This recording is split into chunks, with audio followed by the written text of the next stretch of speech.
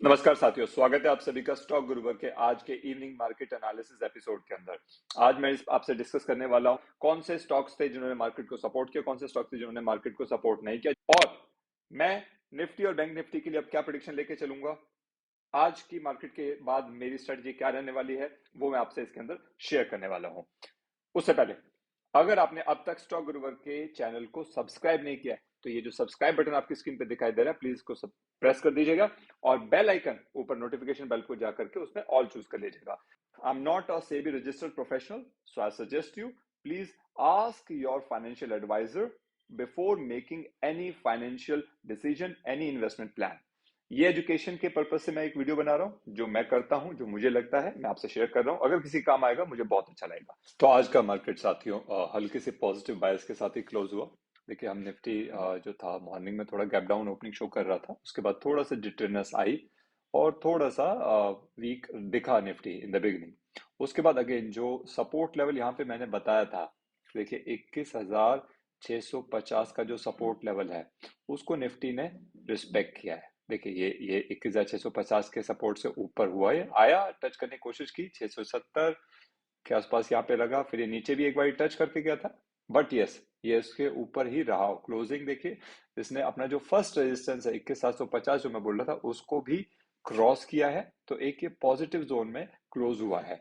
दूसरी बड़ी चीज क्या देखिए यहाँ पे ना बार बार इसने 21,750 पे आज हो क्या रहा था, मैं ट्रेडिंग जब ये हो रही थी during the day I was just observing this कि ये बार बार देखिए इस लेवल को आकर के बाइसेक्ट करने की कोशिश कर रहा है, टच कर रहा है 21,750 21,760 पे कई बार यहाँ पे आया, और उसको जितनी बार ये आया मैक्सिमम टाइम्स मैंने देखा कि इसको यहाँ पे एक सेलिंग प्रेशर झेलने पड़ रहा था। जैसे 21,750 से 60 के बीच में जा रहा था, आपने भी ऑब्जर्व किया होगा, तुरंत सेलिंग आ रही थी और ये नीचे वापस 21,720 30 40 ऐसा करके जा रहा था।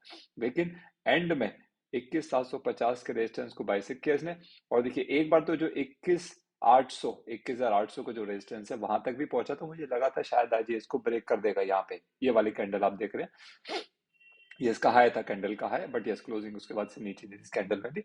बट यस कुल मिलाकर के देखिए तो आज क्योंकि सेक्टर सारे ग्रीन थे, रिलायंस ने बहुत अच्छा किया, तकरीबन 21 पॉइंट्स गेन करके 0.73% ग्रीन में क्लोजिंग दिया इसने। एचडीएफसी की बात करेंगे तो अगेन अब ग्रीन रहा था, फ्लैट रहा, ग्रीन रहा।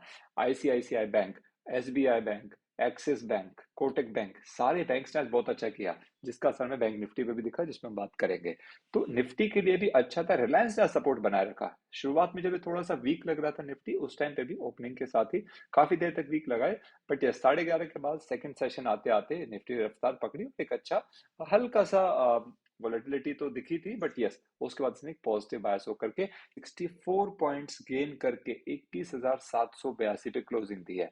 अब यहाँ से देखिए पहला रेजिस्टेंस इसके लिए होगा 21,800, ये 21,800 को क्रॉस करता है तो 21,950 बनते फिर से ज्यादा देर लगनी नहीं चाहिए मेरे हिसाब से कि ग्लोबल क्यूज अगर ठीक रहते हैं तो मंडे को मेरे ख्याल से एक अच्छा पॉजिटिव बायस दिखना चाहिए, जिस हिसाब से कैंडल जहां पे अभी क्लोज हुई है, बट यस देखना होगा। तो फिलहाल के लिए देखिए 650 तो क्लियर है, इसका एक इमीडिएट रेजिस्टेंस यहाँ पे दिख रहा है, जैसा मैंने मॉर्निंग में भी बताया था अगर आपने ध्यान से सुना होगा, और 21,501 इसको ऑल टाइम सपोर्ट है, माफ कीजिएगा।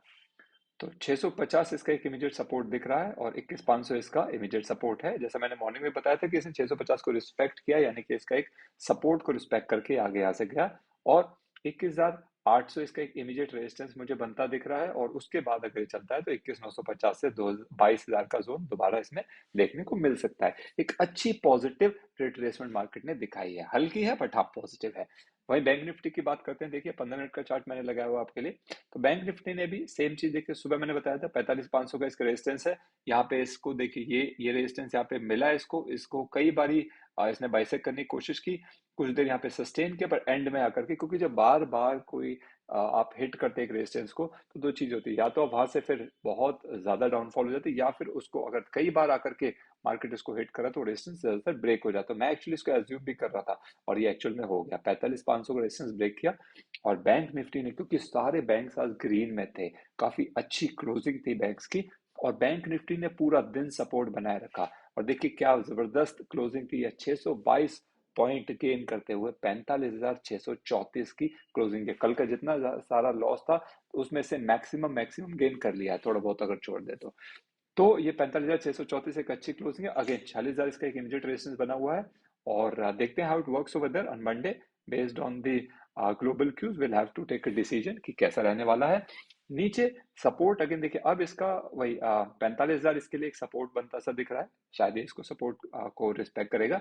उसके बाद अगर इसको ब्रेक करेगा तो 44,500 का सपोर्ट लेवल है। तो ये कुछ लेवल्स होंगे जिनके बीच में आज इसने ट्रेडिंग करी, और फ्यूचर में मंडे जब ये ओपन होगा तो ग्लोबल क्यूज का और गिफ्ट निफ्टी के बाद हमें डिसाइड कर पाएंगे कि ये किस तरह से रहने वाला है। तो will have a clear picture probably by the morning, और मॉर्निंग मार्केट एनालिसिस में नेक्स्ट मंडे जब मार्केट खुलेगा तो मैं आपके साथ जो भी मेरी फाइंडिंग्स रहेंगी, रिसर्च रहेगी, एनालिस्ट क्या कह रहे होंगे, I will share the same thing in the episode over there. और इस वीकेंड पे अगेन जो एक लर्निंग सीरीज हमने शुरू की है, उसमें कुछ अपने एक्सपीरियंस में आपसे शेयर करने वाला हूं, सो बी रेडी फॉर दैट। और तब तक के लिए नमस्कार।